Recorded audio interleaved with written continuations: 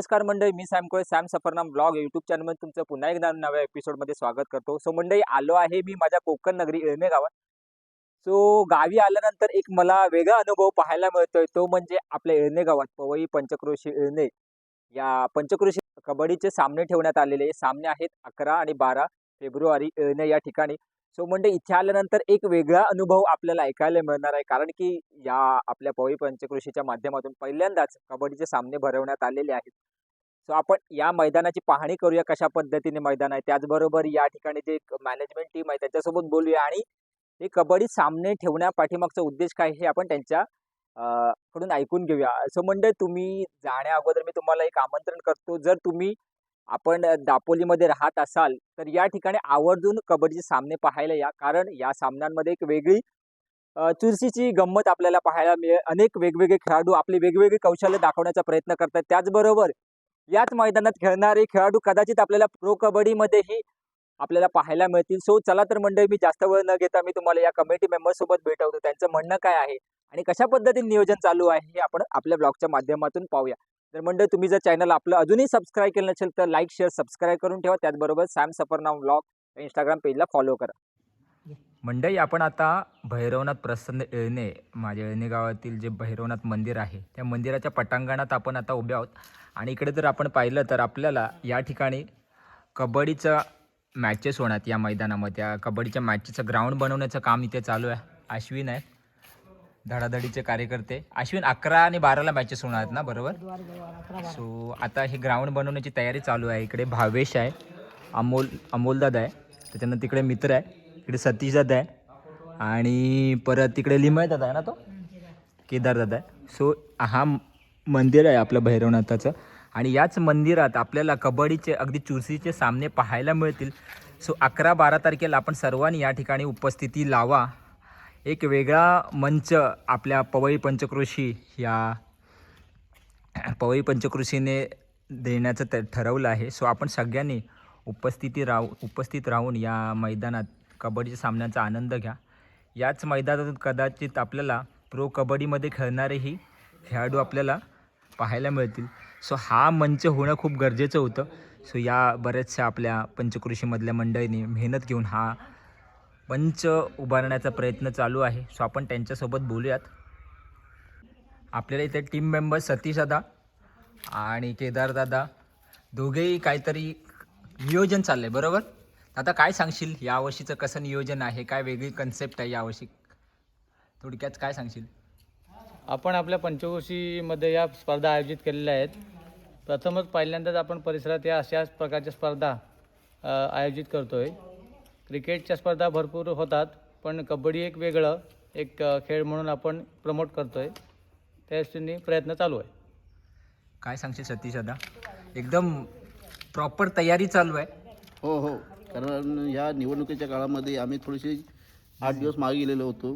आता नेमके 4 दिवस उरलेत, कारण 11 तारखेला आपला शुभारंभ होणार आहे कबड्डीचा आणि ह्याची सर्व तयारी, बॅनर छापणं असू दे, ग्राउंड तयार करणं असू दे, ते आम्ही 4 दिवस पूर्ण, कारण आपल्या पंचक्रोशीत लोकांना हा खेळ मातीतला जो कबड्डी आहे तो लोकांना दाखवायचा आणि त्यासाठी जोरात तयारी करतो. लोक खुश झाली पाहिजे, एवढाच आमचा प्रयत्न आहे. बाकी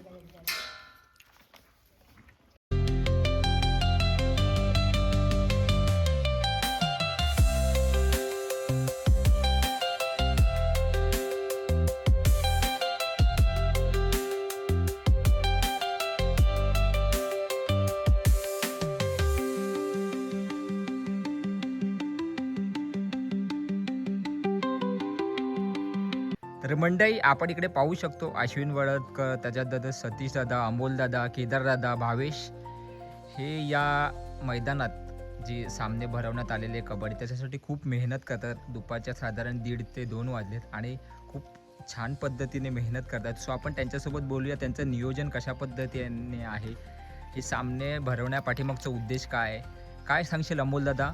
पहिल्यांदाच आपण आपल्या माध्यमातून एक सामना, आगळा वेगळा सामना भरवतोय. नमस्कार. आपण आत्ता जमलो ह्या क्रीडा नगरीमध्ये भैरवनाथ क्रीडा मंडळ येळणे म्हणून. आपण ही जी स्पर्धा आहे ती मातीतली स्पर्धा म्हणजे कबड्डी, आणि आमचा उद्देश आहे की आपल्या जी दापोली तालुक्यामधली जे वेगवेगळ्या टीम आहेत, जे आपली इथली जी पोरं आहेत ती बरीचशी मंडळी जर आपण इथल्या भौगोलिक वातावरणाचा जर आपण अभ्यास केला तर जास्त करून क्रिकेट ह्या संघाला म्हणजे ह्या खेळाला जास्त प्राधान्य देतो.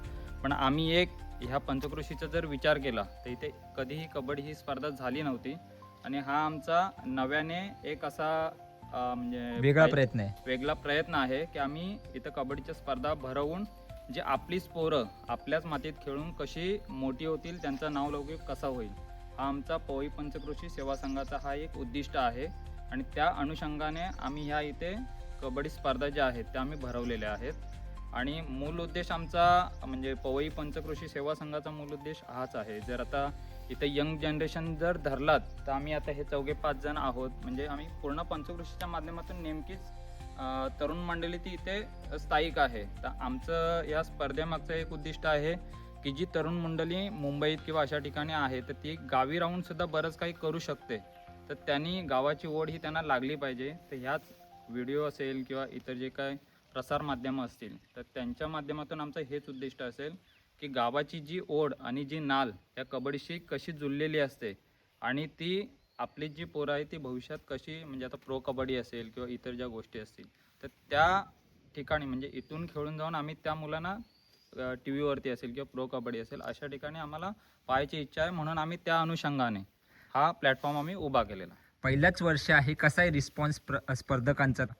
खूप म्हणजे सर्वच जण उत्साही आहेत. आता जर तुम्ही हा परिसर बघितला तर ग्राउंड वगैरे खूप सारी चांगली तयारी केलेली आहे.